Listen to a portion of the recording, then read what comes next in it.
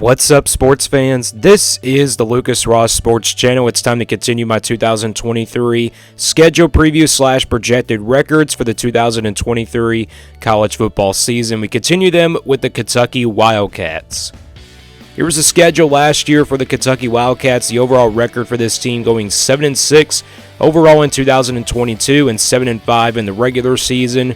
You look at who they played in the non-conference. They played Miami of Ohio Redhawks. They also played Youngstown and also NIU.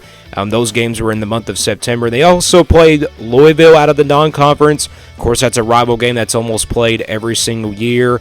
So Kentucky ended up winning all their non-conference games. You look at who they played outside of the SEC East. They played Ole Miss on the road, and then obviously Mississippi State. Of course, they play Mississippi State almost every year as well. But they didn't have too tough of a draw there out of the West. I mean, it wasn't brutal or anything, but the schedule was really tough a little bit for them. This team just going 7-5 overall last year. And Kentucky fans really call this Kentucky team a disappointment from last year. I'm not going to lie, I kind of expected to be Kentucky a little bit better than 7-5. And they also got blown out in their bowl game. Of course, Will Levis and Chris Rodriguez did not play in that game, but it's a new year. It's a new year for Kentucky in 2023. Devin Leary coming in to transfer from NC State. Kentucky's done a pretty good job in the transfer portal this year.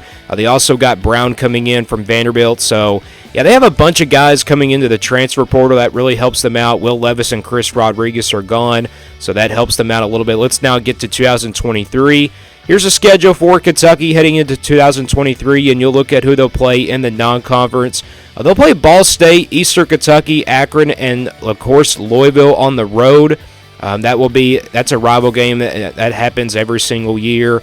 And then, the non-conference schedule, not all too tough for Kentucky because they play their 3 non-conference games to kick off the season.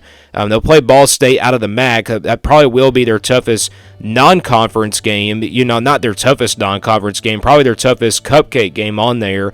Eastern Kentucky and Akron, I think, are both games that they can take care of business in. But you look at who Kentucky will play outside of the SEC East. We know they're going to be playing every SEC West team, or actually every SEC East team, I should say. So they'll get Mississippi State on the road once again. Of course, that's their cross division. That's a game that's played every single year. And then they'll play Alabama on November the 11th. So they get a tough draw out of the West this year. Mississippi State it's not a draw out of the West, but that's a road game. They'll have to deal with the Cowbells. And Alabama, obviously, they'll get this game at home, but it just makes the schedule a lot tougher because they still have to play every SEC East team on this schedule. Alabama, we know they've been inconsistent at times on the road, but I think Alabama just really is going to be that good of a team once again this year. Just comes down to the quarterback play. Let's go game by game now for this Kentucky team. So like I said, they'll kick off with 3 non-conference games to kick off 2023. They'll play Ball State, Eastern Kentucky, and Akron. Kentucky should start out 3-0 in all 3 of these games. These are easy non-conference games to kick off the year. Then they'll begin SEC play on the road at Vanderbilt on September the 23rd. And this is going to be a pretty tricky game for Kentucky. Vanderbilt could be a sneaky good team like they were last year. They didn't make it to a bowl game, but it could be that sneaky team that comes out of nowhere this year and makes a bowl game. This will be on the road. Kentucky got beat by them last year, so going to be an interesting game there on September the 23rd. And then they'll play Florida after that on September 30th, a Florida team that we don't know what's going to look like just yet. And then they'll play on the road at Georgia. Going to be a tough game here. And like I said, the schedule makes it a lot tougher for Kentucky because they do have to play Georgia and Alabama on the schedule. But let's get right to the schedule here, and we'll talk about those games in just a minute. Then they'll play Missouri after that on October the 14th.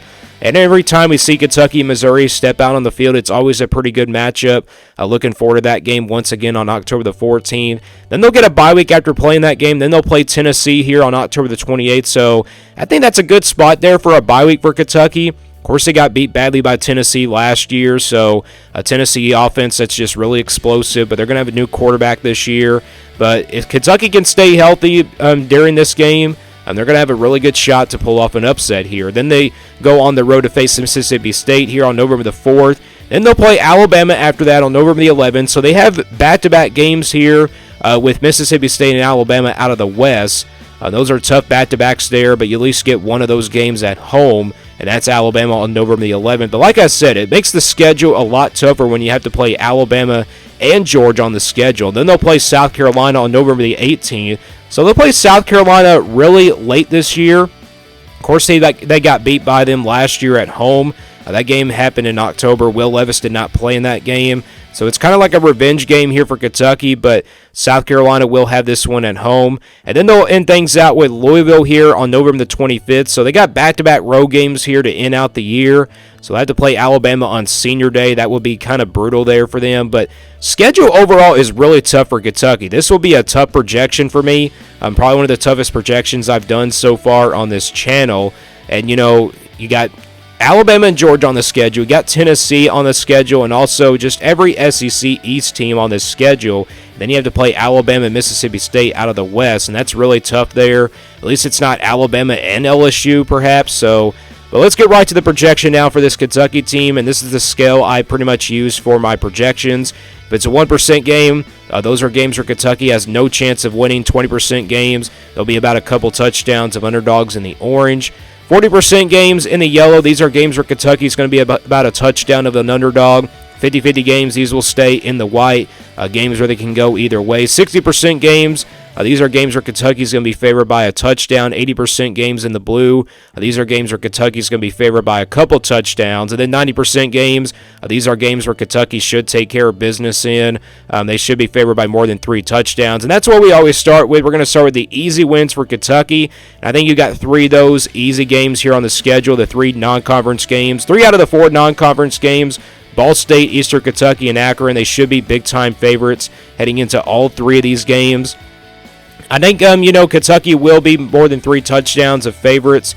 Like I said, heading into all 3 of these games. Maybe Ball State will be at 90% perhaps. They were a decent team last year. They didn't make it to a bowl game, but maybe they could give Kentucky a little bit of trouble. But, Eastern Kentucky and Akron, I think they will take care of business in both of these games. But Kentucky should start out 3-0 because they got 3 non-conference games to kick off this season. We go to the games now where Kentucky is going to be favored by a couple touchdowns, and to be honest, I didn't have any couple touchdown games on this schedule for Kentucky. Do I have any purple games on this schedule? I don't have any purple games either, and I just got 2 orange games on this schedule. It's Georgia on the road and Alabama at home, so I don't have any other games in the blue or purple on this schedule because the schedule is really tough. My orange games on here, though, Georgia on the road and Alabama at home.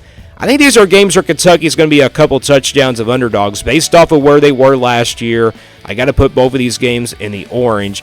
Georgia, obviously, on the road. I probably could have put that one in the red, but, it's an SEC matchup, so that's why I'm going to put it in the orange. And then Alabama here at home. I think, with it being at home, I think it makes it pretty interesting, but I'm not going to stick with it and put it in the yellow. I'm going to stick with it and put it in the orange, but it could change by the time we get to our predictions, so I'm kind of expecting, maybe a yellow game perhaps. Maybe we get into the later part of the offseason, but as of right now, both of these games are really their toughest games on this schedule. Georgia and Alabama both on the schedule makes it really brutal. All right, we go to the games now where Kentucky is going to be a touchdown of underdog in the 40% range in the yellow. And to be honest, I only got 1 game on that schedule, and that's Tennessee here at home. Obviously, I think Kentucky has a really good shot to beat Tennessee at home this year. I think this will be a high-scoring game than it was. Not last year. Kentucky got blown out last year by Tennessee. It was like 44-6. I'm kind of expecting a close game here between Kentucky and Tennessee. And like I said, it's one of my top 5 favorite rivalries in the SEC, and I can't wait for this one here. Tennessee going to be a lot different this year, but they still got plenty of weapons on both sides of the ball. Not defensively, but, offensively they are explosive. They should be one of the top offenses once again heading into the country this year. And the rest of the games here for Kentucky on the schedule, Vanderbilt, Florida, Missouri, Mississippi State, South Carolina, and Louisville. I think these are all 50-50 games where they can go either way. I think Kentucky has a pretty good shot to maybe, win some of these games on the schedule, but them road games, with Mississippi State, South Carolina, and Louisville, those are going to be tough games. I think Vanderbilt won't be a tough road game. I think they really do have a shot to win those, but all of these games are 50-50 games. They get Florida and Missouri at home, which is the good news. We got Mississippi State, South Carolina, and Louisville. South Carolina and Louisville back-to-backs here. This will be a tough back-to-back here with South Carolina and Louisville both on the road. Obviously, Louisville going to have a new head coach this year, but, they could be a really big surprise team heading into 2023. Let's now get to the projected record here for this Kentucky team. So if you look at the schedule, it's not my official prediction. This is simply a projection based on this schedule. Schedule is obviously tough. If you look at the games that Kentucky's favored in and also the 50-50 games, and you count the underdog games as well, you get an overall projected record for this Kentucky team heading into 2023 at 5-7. It's not just the overall record, it's the schedule. It really is brutal for Kentucky. You have Alabama and Georgia on the schedule, Mississippi State on the road, and you got all these other teams in the SEC East that we don't really know what they're going to look like. I mean, Florida, obviously, we don't really know how good they're going to be. We don't know how good Missouri is going to be. And we don't know how good Louisville's going to be either. So we don't know how good all these teams are going to be. But like I said, it's too early to tell. I think best case scenario for Kentucky would be probably 6-6 as of right now. Worst case scenario would be 4-8. Imagine if Kentucky goes 4-8. That would kind of be embarrassing and also obviously a disappointment for this Kentucky team. But let me guys know what you think about this Kentucky team down in the comments below. What do you think their worst case scenario would be? What do you think their best case scenario is heading into 2023? And stay tuned here for more sports content on the Lucas Ross Sports Channel.